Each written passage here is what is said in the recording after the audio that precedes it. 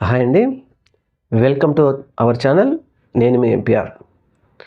జనవరి నెల చివరి భాగంలో మాజీ ముఖ్యమంత్రి వైఎస్ఆర్సీపీ పార్టీ అధినేత వైఎస్ జగన్మోహన్ రెడ్డి గారు జిల్లాల పర్యటన సందర్భంగా ప్రతి జిల్లాల్లో గురు శుక్రవారాలు ఉంటూ తన కార్యకర్తలతో కలవడం, ఒక రూట్ మ్యాప్ను రెడీ చేసుకున్న సంగతి మనందరికీ తెలిసిందే. మరీ ముఖ్యంగా ఒంగోలు జిల్లాలో కనిగిరి నియోజకవర్గంలో ఒక ఇన్ఛార్జిని సెట్ చేయడంలో మాత్రం వైసీపీ ఫెయిల్ అవుతూనే ఉంది. వైసీపీ ఆవిర్భావం నుంచి 3 సార్లు ఎన్నికలు జరిగితే ఒకసారి మాత్రమే అక్కడ విజయం సాధించి 2 సార్లు అక్కడ చిత్తుగా ఓడిపోయింది వైఎస్ఆర్సీపీ పార్టీ. మరీ ముఖ్యంగా అధినేత జగన్మోహన్ రెడ్డి గారు కనిగిరి నియోజకవర్గానికి బీసీ తమ్ములకు అధికారం ఇవ్వాలని చెప్పేసి ఆయన సీట్లు ఇచ్చినప్పటికీ బుర్రా మధుసూదన్ యాదవ్ 2019లో విజయం సాధించారు. 2014లో బుర్రా మధుసూదన్ ఓడిపోయాడు. 2024లో దద్దాల నాదర్ యాదవ్ ఓడిపోయాడు.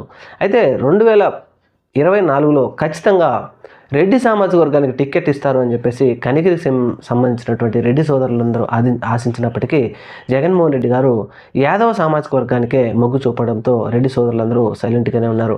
అయితే కనిగిరి నుంచి 2024 సార్వత్రిక ఎన్నికల్లో పోటీ చేసిన దద్దాల నారాయణ యాదవ్ ఒక మండల స్థాయి నాయకుడు అవడంతో పెద్దగా ఆయన వల్ల ఏమీ ఒరగలేదు.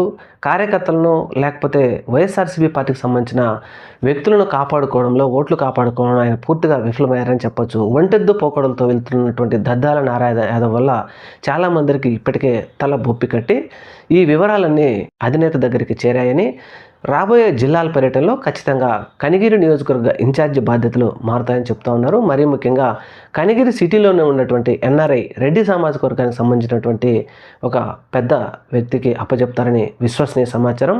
ఎందుకంటే ఇప్పటికీ 3 టర్ముల నుంచి యాదవ్ సామాజిక వర్గానికి సీటిస్తూ వస్తున్నటువంటి జగన్మోహన్ రెడ్డి గారు ఈసారి ఖచ్చితంగా కనిగిరి నియోజకవర్గ ఇన్ఛార్జి బాధ్యతలు మాత్రం రెడ్డి సామాజిక వర్గానికి అప్పగించాలని కూడా కనిగిరి నియోజకవర్గంలో వైఎస్ఆర్సీపీ అభిమానులందరూ కోరుకుంటున్నారు.